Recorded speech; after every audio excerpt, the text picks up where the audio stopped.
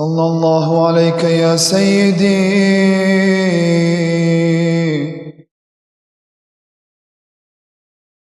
ويا مولاي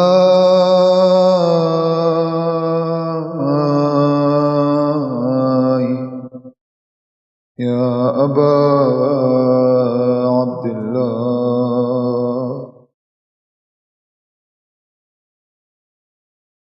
صلى الله عليك يا سيدي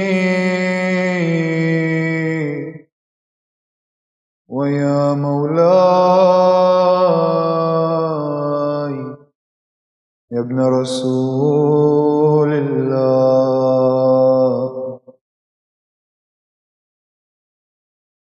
يا مظلوم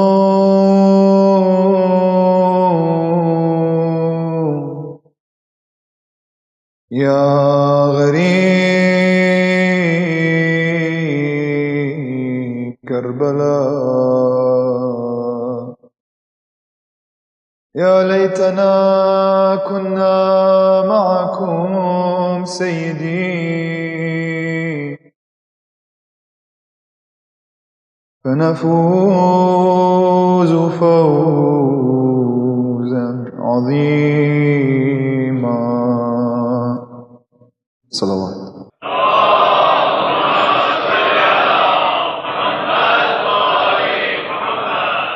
اللهم اخرجنا من ظلمات الوهم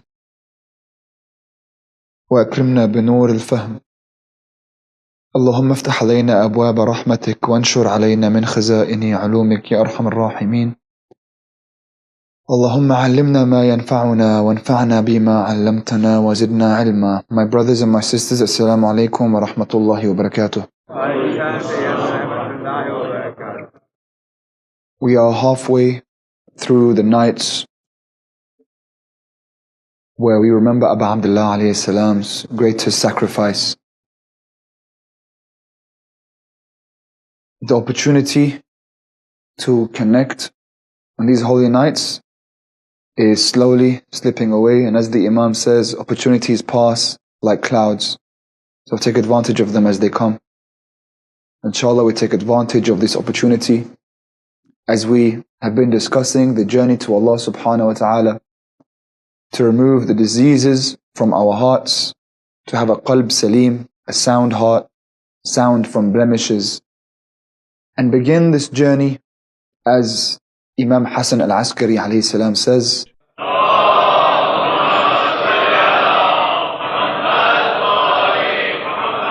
إن الوصول إلى الله سفر. That to reach Allah subhanahu wa ta'ala, to meet Him, liqa'ullah, to meet Allah, one must take a journey, safar. You must leave. You must leave the place that you're in now. You can't stay the same way. You can't meet Allah subhanahu wa ta'ala and be the same. So if you want to go on this journey, then something must change. Nothing changes, we have a problem. In order to take this change seriously, we want a map by which we can follow. The same way we have a program for nutrition, or a program to exercise, or a program to study, we want a program of spiritual wayfaring. And we've been offering small examples and pieces of advice on how we can do that. And the holistic map, we said it was ilm, iman, irfan. The levels that we want to slowly move across.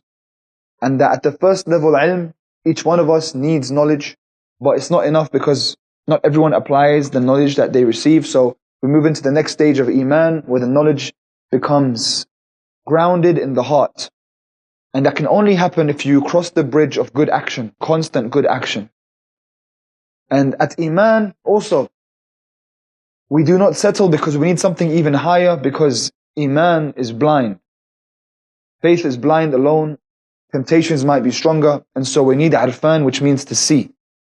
And that's something that we can all aim for. We don't have to be someone living in a mountain somewhere in order to become people of spiritual wayfaring. It's just something that we have to start taking very, very seriously. So we've been speaking about knowledge. Yesterday we broke down the ideas of knowledge, the attributes of knowledge into two, that it is hadith and that it is mujarrad, which means that it has a beginning, and that it's above time and space, and that it's immaterial. And so every single day, at every single moment, you are receiving knowledge directly from Allah subhanahu wa ta'ala, coming to you directly. So Allah is the one who gives everyone knowledge. And all that you do right now when you come to a lecture, when you read, when you study, is that you are creating what we call the isti'dad in Arabic, or the ability, the potential to receive the knowledge. So if you don't engage in study or in discussion or intellectual stimulation or reading or listening, then you don't have isti'dad. Then you won't receive knowledge. So you have to do those things. But when you do those things, you're not receiving knowledge from those methods.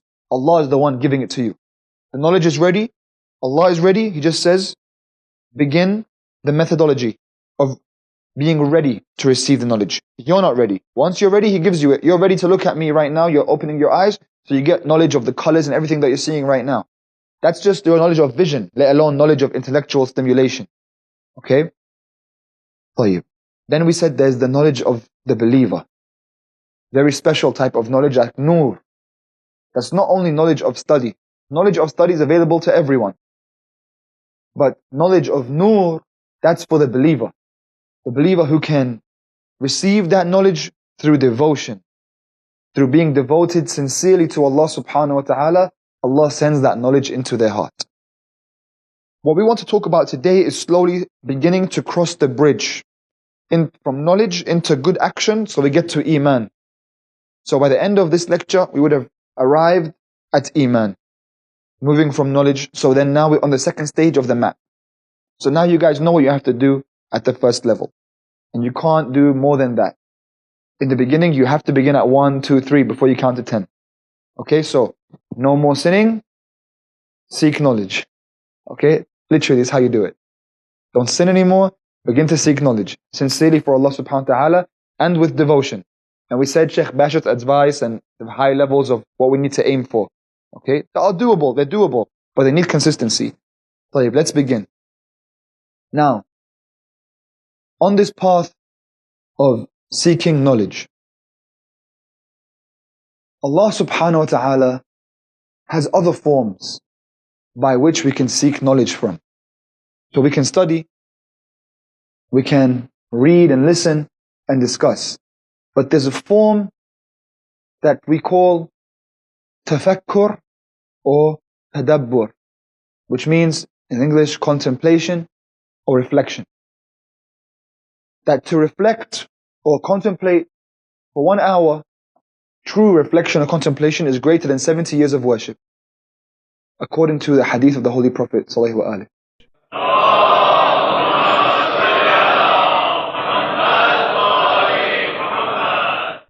So this is a type of knowledge that is not being created through your physical senses and your isti'dad of your physical senses. It's something that's happening within your mind.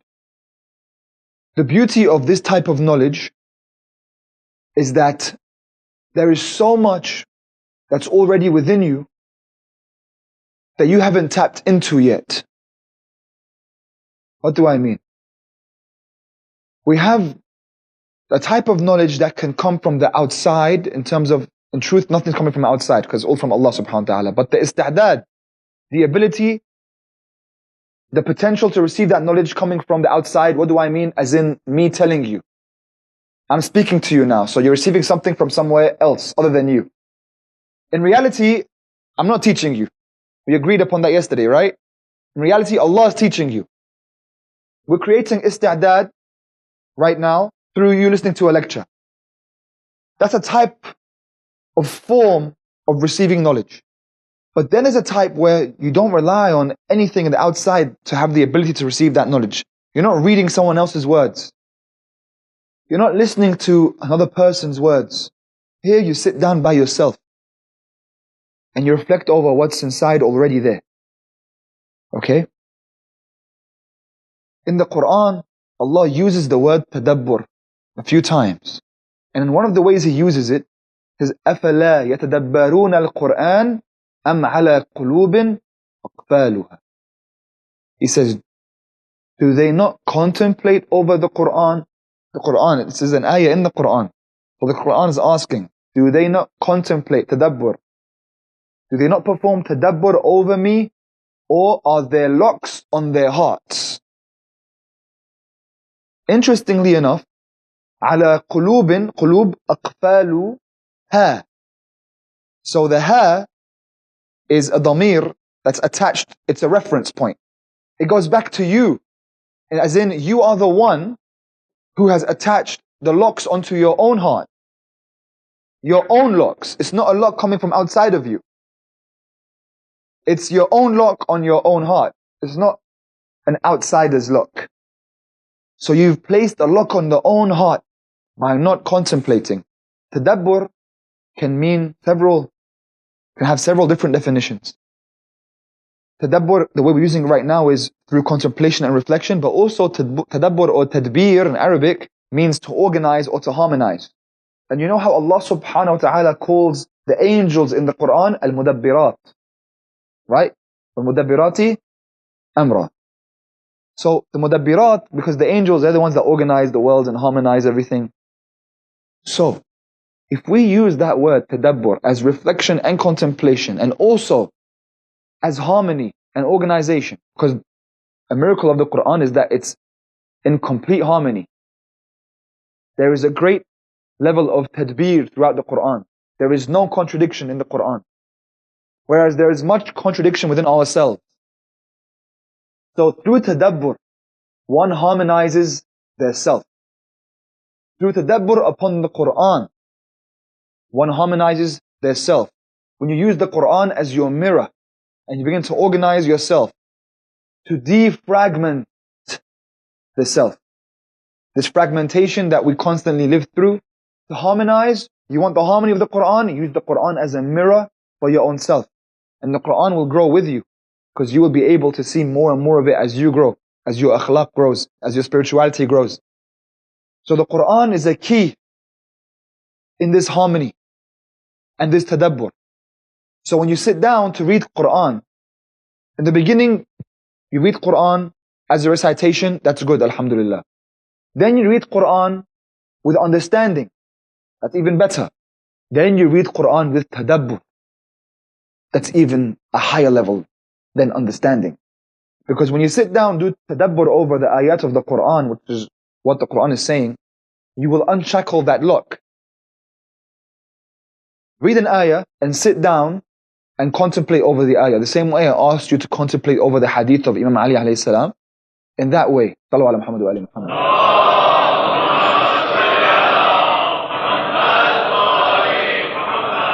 In that very same way, where we stop taking the words of the Ahlul Bayt or the words of Allah subhanahu wa ta'ala at face value, where we think it just means something, what we literally think it means, and then we sit down and we leave it as it is. There is much to gain from this, and guess what?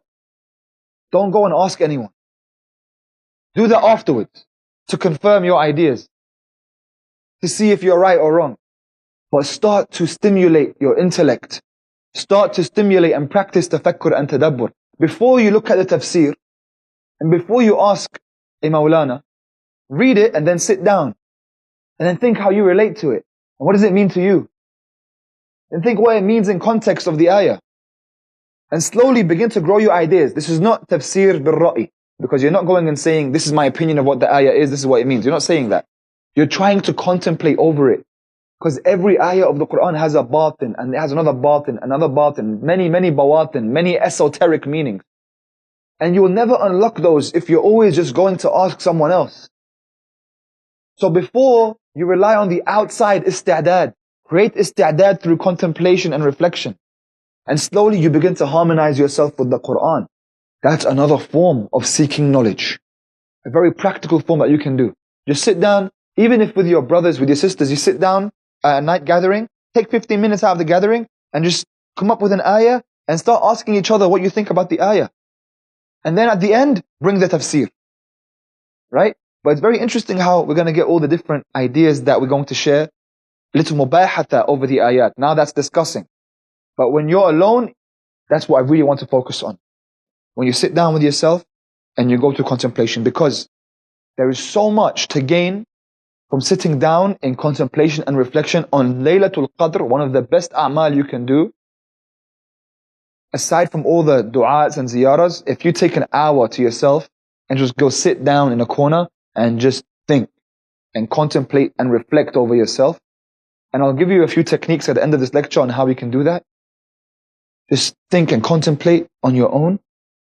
And that is one of the greatest forms of seeking knowledge in the beginning of the map. I personally experienced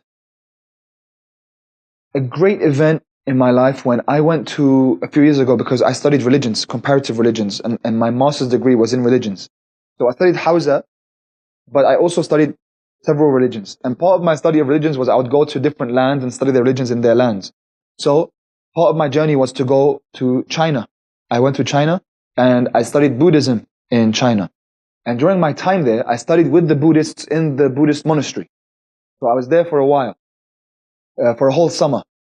So I stayed there and I would sleep with those people in the same monastery, and I studied Buddhism with them. And then one thing that they would do is obviously meditate. Meditation is very synonymous with Buddhism, but it's actually open to everyone. It's a if you want, a breathing technique that everyone can do, that calms the mind, is accessible to everyone, which is why a lot of people that are not part of religion gravitate towards it, because they don't want something that has to govern the way in which they live their lives. But that's often divorced from ethics, which is why that's problematic. But anyway, this is a spiritual practice that is a doorway into religion, I'd say, for many people. And the way in which they would explain it was, you would always be thinking of something. The mind is constantly thinking. All the time. Hundreds and thousands of thoughts. And they called it the monkey mind. It's always jumping around. And if you want to quieten the monkey, he said you must give monkey banana. So how do I do that? They said, think of one thought.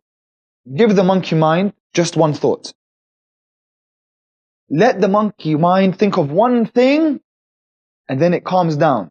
All you have to do is control it enough for it to think of this one thing. Don't let it think of nothing. The mind has a very hard time of thinking of nothing. Let it think only of one thing. Okay, this is a mental practice now. Think of one thing. And then they say that one thing, which is accessible to everyone at all times, can be your breath.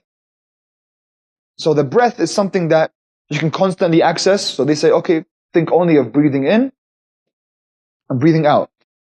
Alright, so I breathe in, I breathe out. That's one. Breathe in, breathe out. That's two. So you're constantly just thinking of the breathing. As soon as you start thinking of anything else, how you're feeling, what you're wearing, what someone else is doing, what you're going to do afterwards, you started to move on from the thought of breath. So you start to think of more than one thought. So you come back. When you come back, that's like a bicep curl for your mind.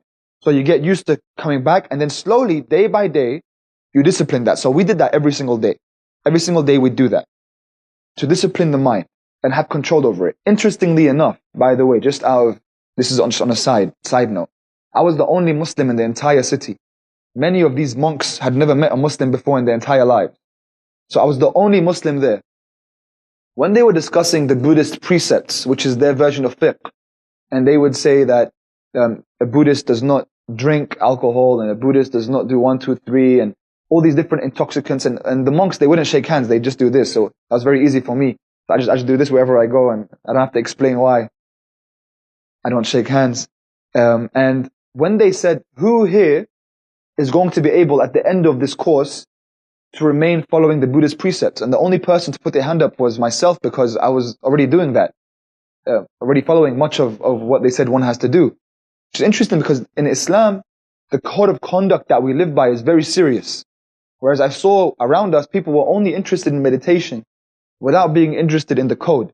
And the monks, when I'd ask them, they often told me that it does not benefit one as much. It's much more beneficial when you combine the code of ethics with the spiritual practice, that just the spiritual practice is not enough. The reason I say this is because many atheists now, want to promote the idea of spiritual practice without any ethics or code of conduct behind that. And we need that. We need that even for the spiritual practice to truly benefit from in our daily lives, to bring it back to us. So, as the first Muslim in amongst those people, they were very intrigued, to put it lightly. So I remember one time I was reading Dua Kumail and I was crying, and then one of the monks came and said, "Are you okay?" I said, "Yeah, I'm okay." He's like, "What are you doing?" "I'm speaking to God." "What? You're speaking to God? Like, you really think you're speaking?" I'm like, yeah. And then we lived in the same room. So he'd say, "When you wake up in the morning and you start singing," I was praying Fajr. He said, "When you start singing in the morning, sing loudly.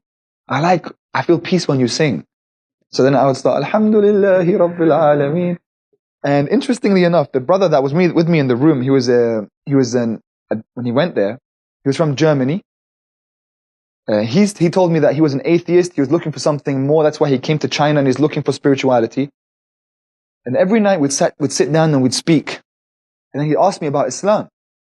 And I'd tell him. And then he would tell me about their types of people, legends in Buddhism. And he'd ask me about people in Islam. So I told him, I said, we have a figure named Husain ibn Ali. And this was his stand, and this was his sacrifice. And on the day when he was going to battle against those people, he cried for how they're oppressing their own selves. And he was so moved by the story of Abu Abdullah alayhi salam that I remember on the last day, I always remember this point, just before we left, because it meant so much to me. He said, "I was searching the world for some form of spirituality or meaning for myself. And I came to China. I thought maybe it would be in Buddhism. I never thought when I came to China that I'd find Islam. That way it happened, and the way that it was all, subhanAllah, planned out in a way that him and I would be in the same room and end up speaking about Islam in the middle of a Buddhist monastery in China." It's weird how Allah subhanahu wa ta'ala makes these things work out. So, this was a really new experience for me, and a new experience for them as well. But at the end of the trip, we had to go through a week's intensive course in which we took an oath of silence. And this is the point I'm trying to make here. We took an oath of silence where we did not speak and have any form of human communication for 7 days. And at the same time, no laptops, no phones, no nothing. Nothing to stimulate your brain from the outside. Okay, the only istidad you're creating is with your eyes, basically, what you see. And during those 7 days, all we do is meditate from morning to night. So I engaged in this practice with them. Morning to night, we just sit down, breath work, we engage in the practice. We took an oath of silence. And for the first 2-3 days, I was going mad. There's nothing, I can't speak about anything. And you can't speak to anyone, and there's nothing going into my brain, nothing that's stimulating me. And I remember on like the 3rd or 4th day, I started feeling like everything was so distant from me around the 3rd, 4th day. Right? This is how incredible your mind is, and how sad it is that we just bombard it and don't realize its potential. Around 3rd, 4th day, I started to feel like the people that I know or that I love, they're really far away. But far away even from my memory, as if I haven't seen them in decades. And then something began to happen. Okay, this is why I'm sharing this with you, to show you how easily accessible this is. Right? And we have something like that too. I'tikaf, right? That's how it's supposed to be. But we got i'tikaf, play PlayStation, and it's not supposed to be like that. Have popcorn, right? I'tikaf, to go on spiritual devotion 3 days with Allah subhanahu wa ta'ala. Right? You're fasting in Shahr Ramadan, you're in i'tikaf. But, so, around the 4th day, I started realizing a lot that's inside me starts coming up to the surface. A lot of what I didn't know about myself. Right? Let's begin with something simple like memories. I'm not talking about seeing crazy visions here. I'm talking about yourself, right? Nothing crazy about that. Literally, I remembered a memory of when I was about 6 or 7 years old, when I was crying so much because my mother would not buy me a chocolate cake. And for some reason, that was still inside me. I don't know why. I didn't know that memory was even there. What's interesting about that memory is I did not know that I carried it for the last 20 years. It was still there, and I had no idea. And it came up to the surface when everything became clear. I thought, okay, well, what else is here? Okay, let's keep doing this. One after the other. All these feelings and emotions, trauma, issues that you haven't dealt with, your shadow self begins to come up to the surface. And then you have to deal with these things. Because if we don't, we just run away from them, they pop up, they come to the surface in ways that we don't want them to. We don't realize they're coming up. They come up when we get triggered. Okay? I thought to myself, there's so much about my own self that I don't know. So how can I ever know Allah? Because man arifa nafsa, faqad arifa rabbah.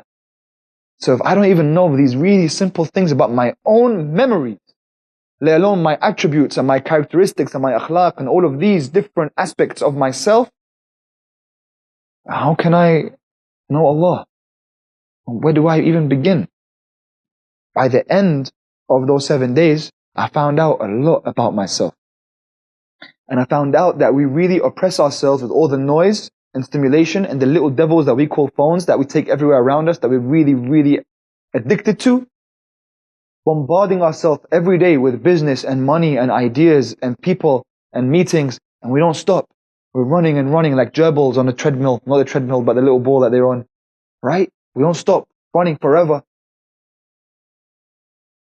And we don't realize our full potential. This is also a form of seeking knowledge. This is seeking knowledge of self. What better form of knowledge is there? So how much about myself do I not know? And how will I begin now to search more for myself? As we move on from the path of knowledge, we want to engage in good action so that we can reach Iman. And in good action, we have to break down how we act first. Just break that down for us. When you want to commit any form of action, there are levels that you go through that happen in milliseconds that you don't realize. Stages, stations. First, you have a mental image of what it is that you're going to do. You know what it is first. You have ilm of it. You can't do anything that you don't know about.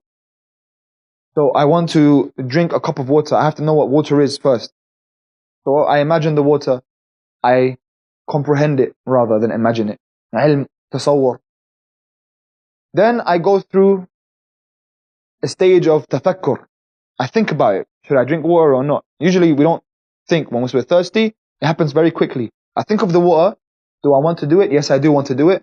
Once I reach a stage of the I want to do it, that's the stage of shawq, which they call, okay, now I want it. I've decided that I want this. And then there is irada, which is I will it. So then I willed it, I take the water, and I take a drink. Okay? How I'm moving my hands, how I'm doing all these things. It's all happening at the same time. Alright? So I have a mental image of how my hand should move. And then I will it, I want it, and then I will it.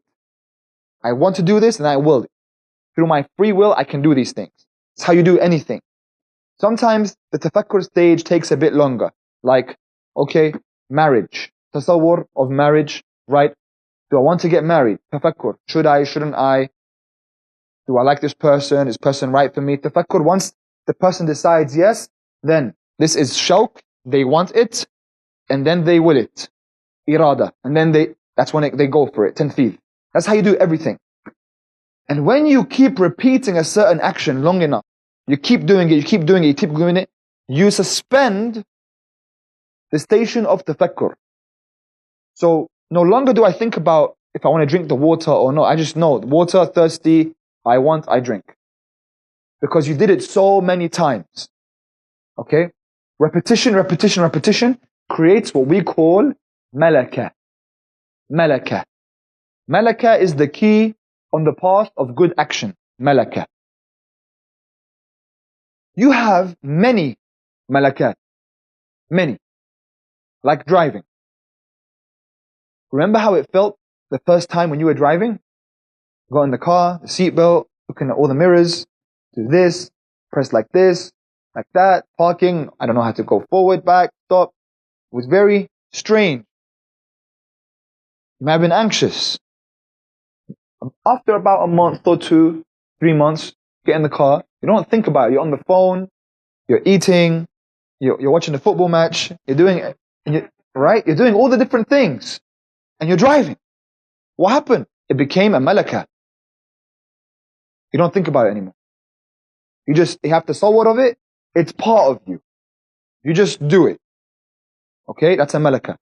When you write, when you first learn how to write, or when you first teach someone to write, it's very difficult, and then they write your handwriting, for example.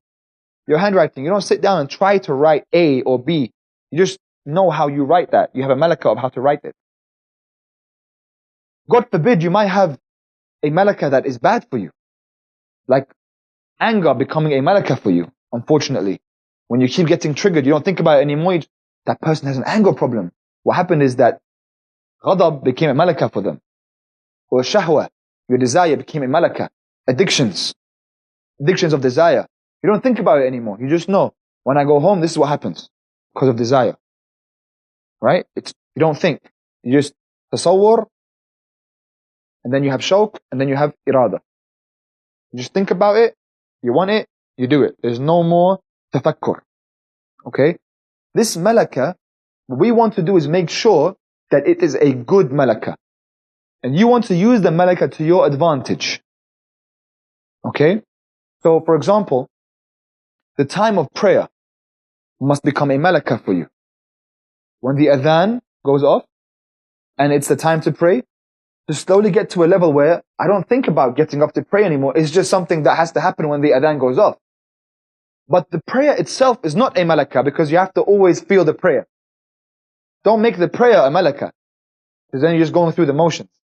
No. You get up at the time of prayer to pray. That's what you have to do. But the prayer, you must always feel it. So we want to make sure that we gain spiritual mastery. Not just mastery and malaka over driving, and malaka over these random things or whatever it is that you're skilled at, that you do in your life, your job. Many of us, we have many jobs and skills that we have mastery over. But after repetition, it becomes something that is a part of you. We want to make sure that spirituality is something that we can use malaka for. So in George Leonard's book called Mastery, he speaks about 3 different types of people: the hacker, the master, and the dabbler. Okay, hacker, master, dabbler. And he says that the hacker is a person that just accepts things as they are. They don't try to change where they are. They settled. It's the person with the bad relationship that just, khalas, inshallah khair, just leaves it where it is. The person without knowledge that leaves himself where he is. That's the hacker. Okay? But then you have the dabbler and the master. Now these two begin in the same place. Where do they begin? Let's say someone is trying to get better at a sport. Tennis. They're trying to practice tennis. So they begin to practice week 1, week 2, week 3, week 4. Okay, they're getting better. The way they swing, the flick of the wrist, their footwork. About week 5, they plateau, which always happens. Whether you're in the gym or in sports or at work or whatever it is that you're doing, business, you plateau. You end up no longer progressing. You get to a stage where it stops. In everything, this is the way it is. The idea is that the dabbler, when they reach that plateau, they move on to the next thing. They dabble. So they move on to the next sport or the next venture. Mom, Dad, I got a great job. I'm going to climb the ladder. I'm going to become big at this workplace. After 2, 3, 4 months, 6 months, they plateau. It's not going too well. They move on to the next job. Mom, Dad, I found a new job. Again and again and again. The dabbler is the honeymoon person. Okay? I love you. I adore you forever and ever. And then day 3, day 4, they get into a fight. I don't love you anymore. Move on to the next person. Right? They can't commit. They can't commit to people. They dabble. The master is the one. Once they reach the plateau, they stick to it. They stick to it and they start to find new ways to break through that plateau. And sure enough, they will.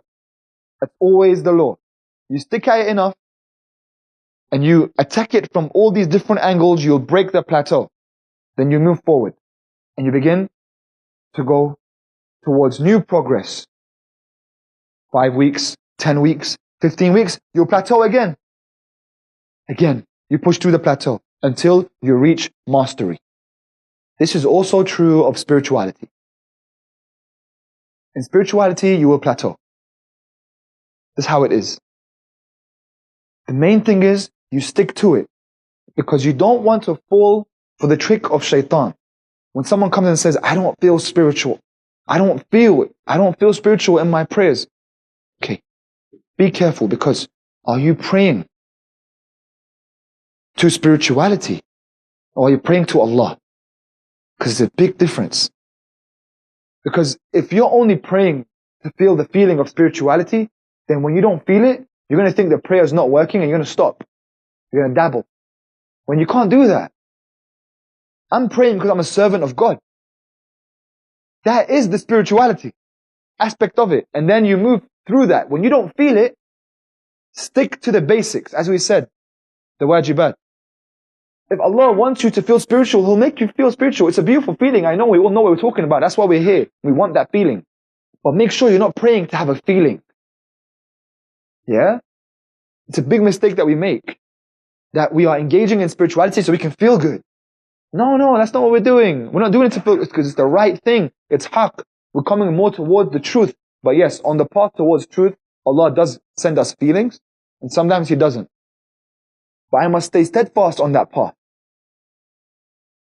It's much better to do it a little bit over a long period of time than to do a lot in one night. Don't do all your ibadah in Shahr Ramadan or on Laylatul Qadr and then for the rest of the year you're just basic. It would be better if you were to split up Dua Abu Hamza al-Thamali into pages and read them over the whole year. Again and again, all du'as and ziyaras. Than to read it only once a year. In that way. It's much better to wash parts of your car every single day than to wash it once a year. Right? It's better to clean it, wipe it once, wipe it twice, wipe it 3 times. But one wash a year, that's not how we do this. Spirituality is a path in which you move through quite slowly. It takes some time. But it's a path well worth the wait. It's a path of malakah and of mastery. And so if you decide now to go on this path, know that it won't be an overnight change, an overnight project. You're going to reach a stage where you plateau. Why am I not feeling the same way I felt in Muharram? It's okay. Calm down. You must find another way, but stick to it. Maybe calm down a bit in terms of it's too hard for you. You don't want to move backwards. Don't do too much to break yourself. Move a little bit, rest a little bit for a week or 2 and then come back. Attack it from another angle. Do other a'mal. Things that you can relate to. Right? Find other ways. Maybe this time was devotion and ibadah, now it's seeking knowledge. Okay? But you want to make a malakah out of that action. Choose one action.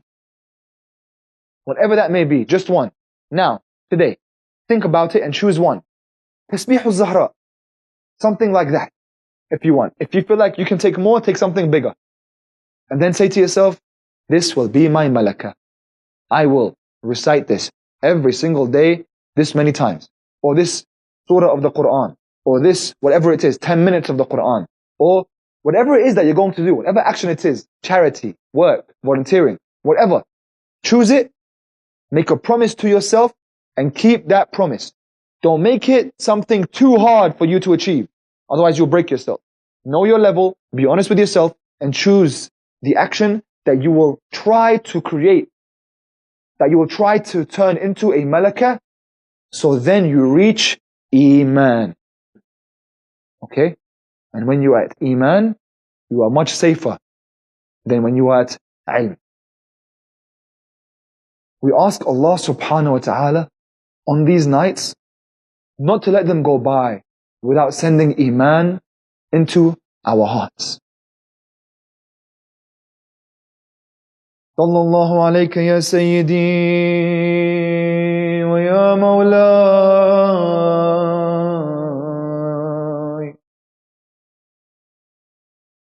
ya ibn Rasulillah.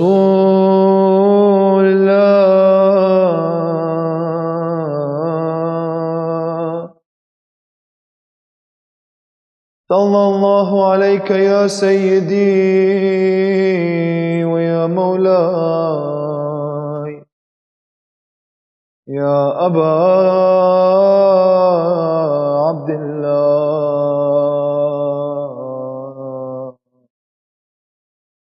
ya Madlum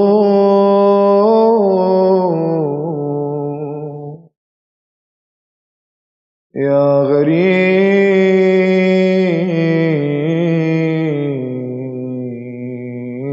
Karbala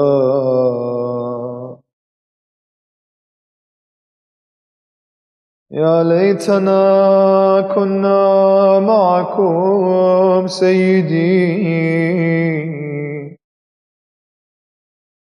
فنفوز فوزا عظيما.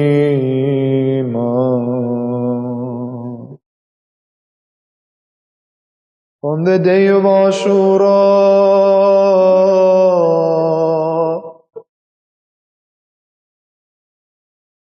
the companions of Imam al-Husain went out into the battlefield. One by one, they were being martyred in front of Abu Abdullah. Imam al-Husain's friend since he was a child, Habib ibn Mudahir, went out into the battlefield in defense of his Imam. He was killed and beheaded, and his head thrown back to Imam al-Husain. And the Imam held the head of Habib in his arms and wiped the blood from his pure face. He said, Ya Allah, I can only withstand what is happening because you're watching me. One by one, the companions gave their lives to Abu Abdullah. John, the servant of Imam al-Husain, even John went out into the battlefield to fight and was martyred. The Imam went out and sat next to the body of John, and he placed his cheek on the cheek of John. Do you know who else's cheek Abu Abdullah placed his cheek onto on that day? Aliul Akbar.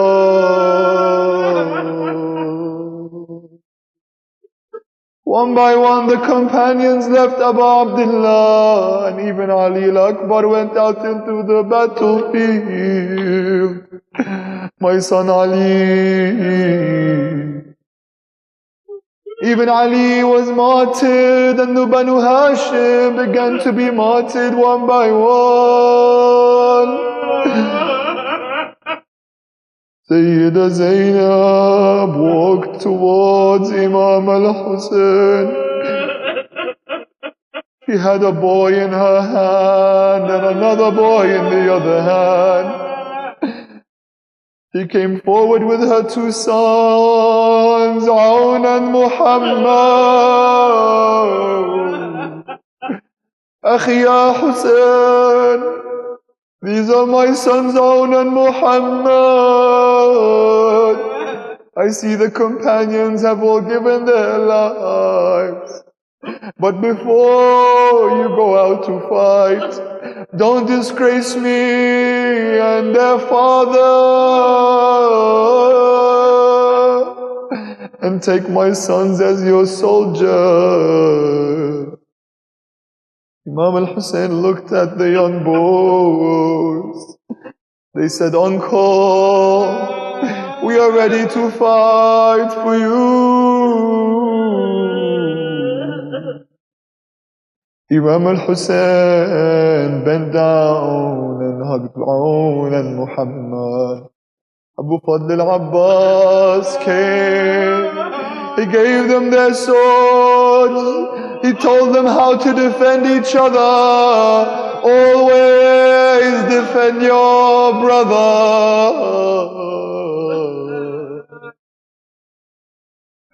Aun and Muhammad went out into the battlefield with their uncles watching them to make their mother Zainab proud. As they began to fight the enemy split them up. There was a crowd around Aun and a crowd around Muhammad. And as they tried to fight back to get to each other, Aun was struck down. And he called out, Akhi ya Muhammad, adrikni.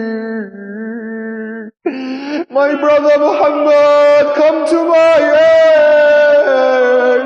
Muhammad's trying to get to his brother, but the enemy would not let him. He watched his brother being stabbed,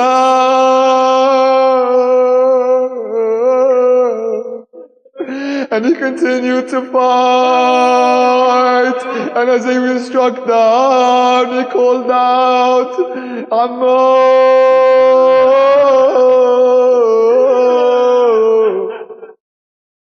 Assalamu alayka ya Aba Abdullah. Imam al-Husain charged into the battlefield. He saw the small bodies of Aun and Muhammad. He carried Aun and Abbas carried Muhammad. They brought them back to the tents and laid them down. And Zainab did not say one word, and she did not sit next to the body. She cried for Ali al-Akbar, and she called out, Wa walada. She cried for Qasim and called out, Wa walada. But when Aun and Muhammad returned, he only called out, Allahumma taqabbal minna hadha al-qurba.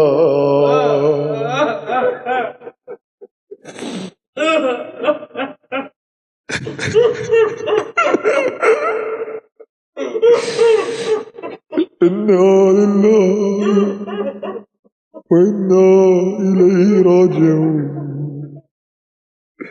لعنة الله على الظالمين إلى يوم القيامة.